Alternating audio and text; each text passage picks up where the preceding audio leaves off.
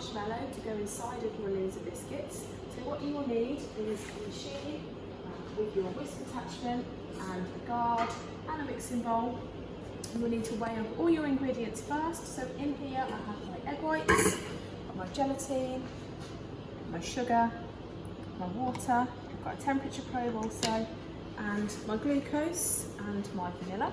So with the glucose, the best way to get it out is to put your hand into some cold water and then just dig in and just lift up the glucose, and because your hand's wet, it should just slip off quite nicely into your saucepan. So I just need a little bit more.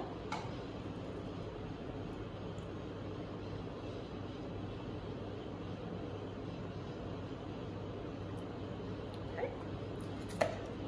So then I'm going to put in here my water and my sugar.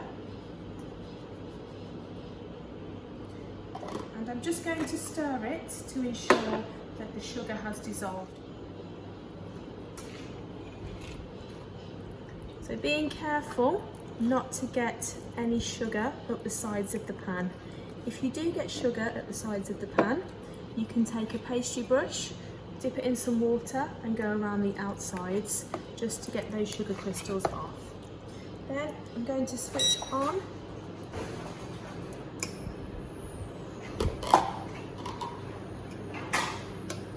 So I have this on about 1500 heat, and I'm just going to melt off what's on the spoon. If you have any sugar crystals, so with cold water, just go around the outside of the pan, just so they can go back in to the mix. And when boiling sugar, you must be very careful, as it will become very, very hot and dangerous. So you must take great care not to burn yourself. So whilst your sugar is boiling, you can begin to whip your egg whites. So into the bowl, on the machine.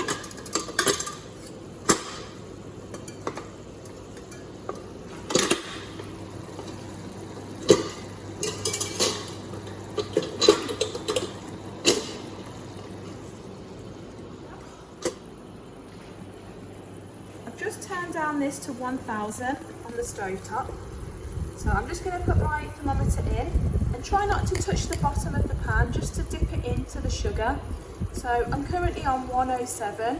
I need to get to 118. So I'm going to switch this on at speed number 2 to whip the egg whites. I'm going to take the gelatine and put it into a bowl of cold water to soften.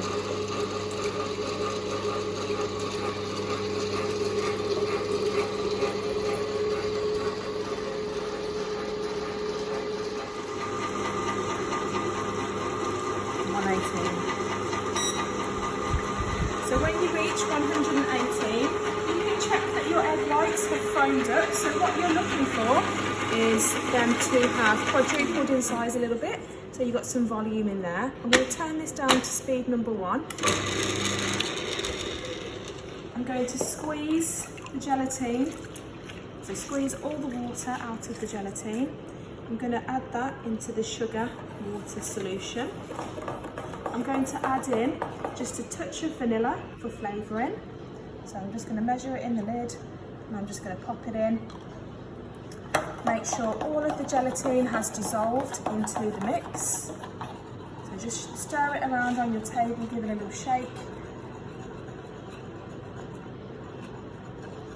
You can use a spoon if needs be, just to stir that last part in. Just be very careful because this is hot sugar and you don't want to burn yourself.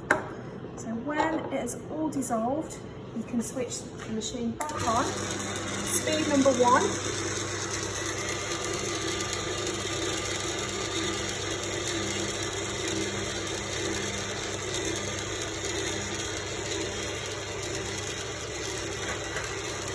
And when you're pouring into the machine, go very slowly and avoid hitting the whisk.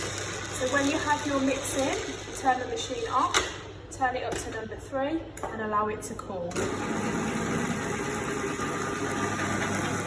Once it has cooled down, you want it at consistency that is firm to pipe. So you don't want it too runny. So you can get yourself a piping tube, so a bigger shaped plain nozzle. Load up your bag.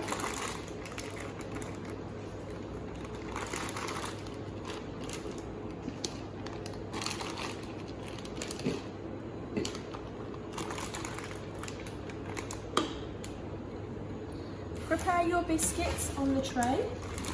So once they're baked, they will have a slight golden colour on the bottom.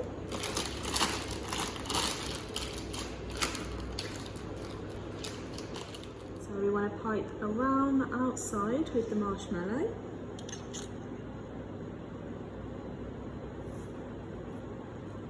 So you can pipe all of them. Then in the centre,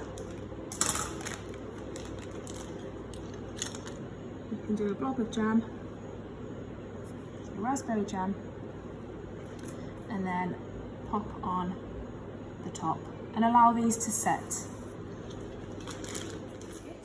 So when you have allowed your marshmallow sandwiches to set in the fridge for about sort of 5 to 10 minutes, they need to be quite firm so you can hold them and they don't fall apart. Your chocolate should be tempered.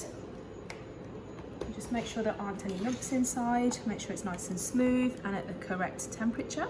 And what we're going to do, we're going to pick the biscuit up and we're going to dip half into the chocolate, so about to here, so it just goes to the line just there. So when you're dipping, what you want to do is dip your biscuit in to the line, shake it off, tap it on the side, and then pop it on the tray to set. So I'll just do that one more time. Biscuit into the chocolate, give it a shake, and then just scrape off the excess from the bottom and leave it on the tray to set.